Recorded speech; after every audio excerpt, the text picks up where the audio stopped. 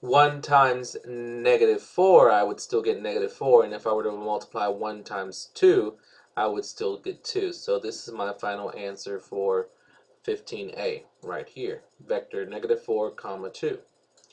Moving on to 15b, I'm still going to be using the same 3 vectors that I have from the beginning. So let's go ahead and first, it says negative 4u dot product v. The first thing that I want to do, and I'm going to go ahead and let me expand this right quick. All right, negative 4u dot product with v.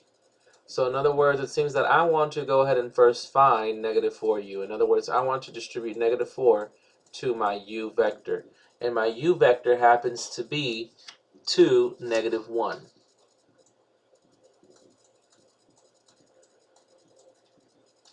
All right, so then if I do that, you want to distribute it inside so you get, remember, if you don't know how to multiply positive and negative numbers in your head, go ahead and use a calculator. Negative 4 times 2 is negative 8, and negative 4 times negative 1 is a positive 4. Now I'm going to take that and I'm going to dot product it with vector v, which happens to be 3, 5.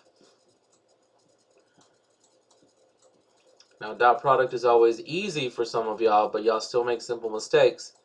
Dot product is negative 8, so in other words, first component times first component.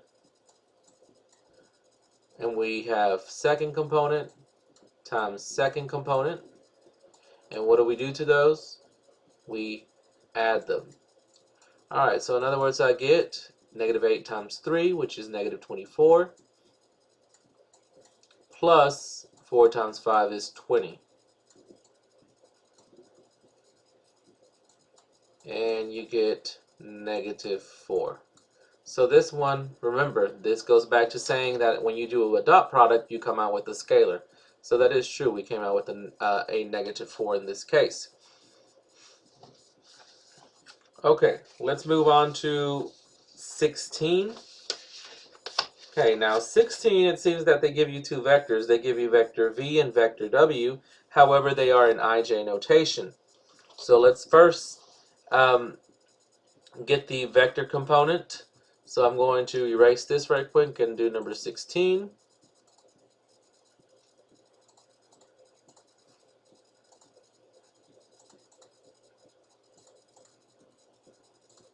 Alright, so we have 16. Okay, so to get vector v into component form, we just take the I and the j along with the signs.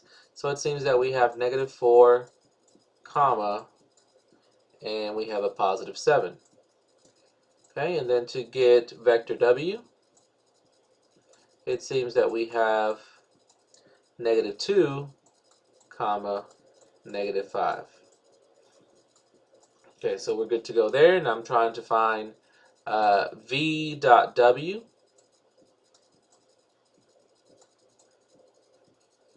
Okay, so basically it's first components. So we have negative 4 times negative 2, and then 7 times negative 5, and you add those. So in other words, you have negative 4 times negative 2, which is positive 8, plus, and 7 times negative 5, which happens to be negative 35. Okay, if you don't know how to add or subtract integers with different signs, then you need to plug that in your calculator. So basically you have 8 plus negative 35, which gives me negative 27.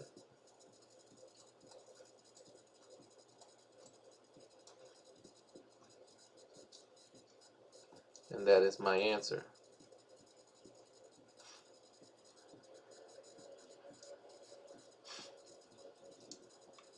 Okay, number 17. So I'm going to basically use the exact same vectors. So I'm going to change this now. This is now number 17.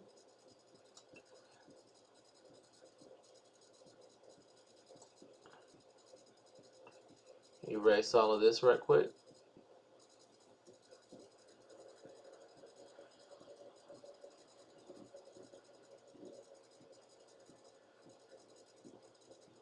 Okay, so I'm going to basically use my same vectors, -4, comma 7 for my v vector, and -2, -5 for my w vector. And for number 17, it's asking for you to find 2u minus 5v. Okay, so let's go ahead and figure that out. So 17, and that is 2u minus 5v. So in other words, this is basically saying take your 2 and you're going to multiply it times your, oh, I didn't give you a u vector. Okay, so for number 17, we'll just change that u to w. How about that? We'll change that u to w. That's my mistake. That's what I get for making up questions quickly. All right, so we have 2w minus 5v. So let me quickly change this to a w right there. All right. So 2 times, and then we have -2, comma, -5.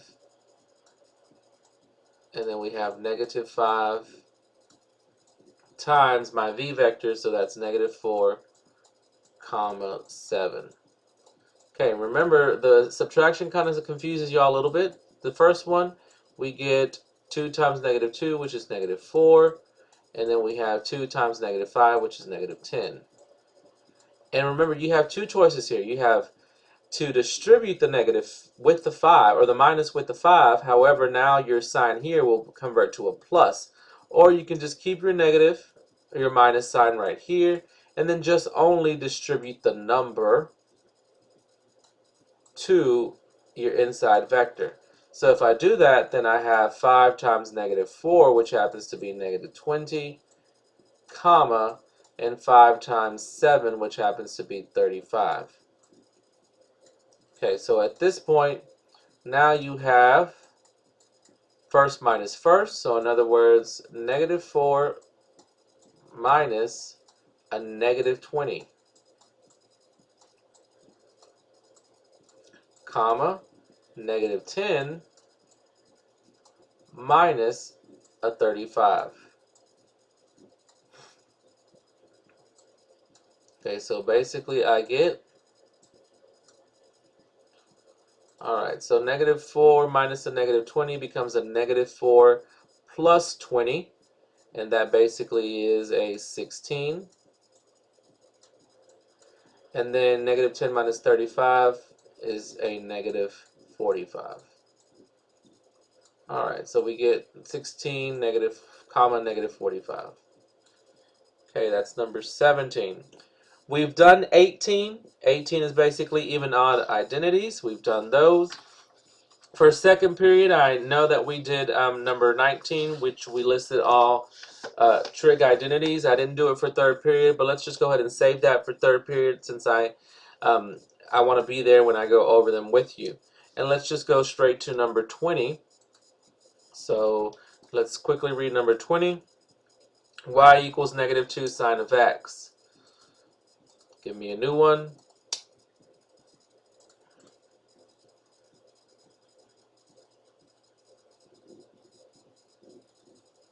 Okay, first of all, the first thing you should remember is y equals sine of x. Those are your parent functions for your trig. And in this case, you were given a set of values which I seem to call them magic numbers. We had x, y, this was 0, this was pi over 2, this was pi, this was 3 pi over 2, and this was 2 pi. And those magic numbers for a sine were 0, 1, 0, -1, 0. However, here it's basically saying y is equal to -2 sine of x. And if the video finishes before this, before I finish this one, don't worry about it. I'll just finish it in class with you on the next day. Okay, so basically I have to take each value here and multiply by what value? -2. Alright, so my new set of points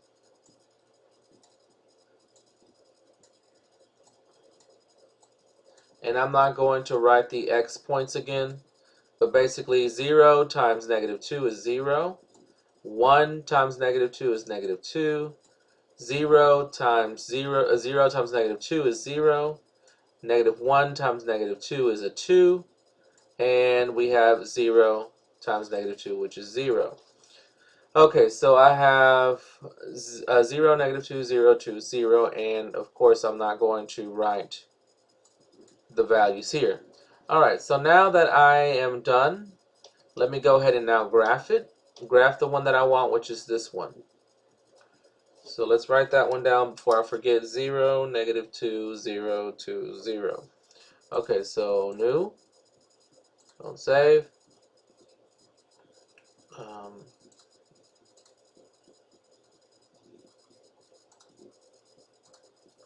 Okay, so we have, so it's asking from 0, this is pi over 2, this is pi, this is 3 pi over 2,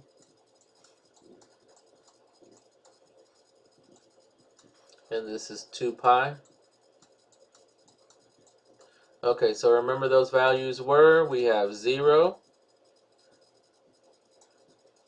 here, negative 2 here, 0 here, positive 2 up here, and 0.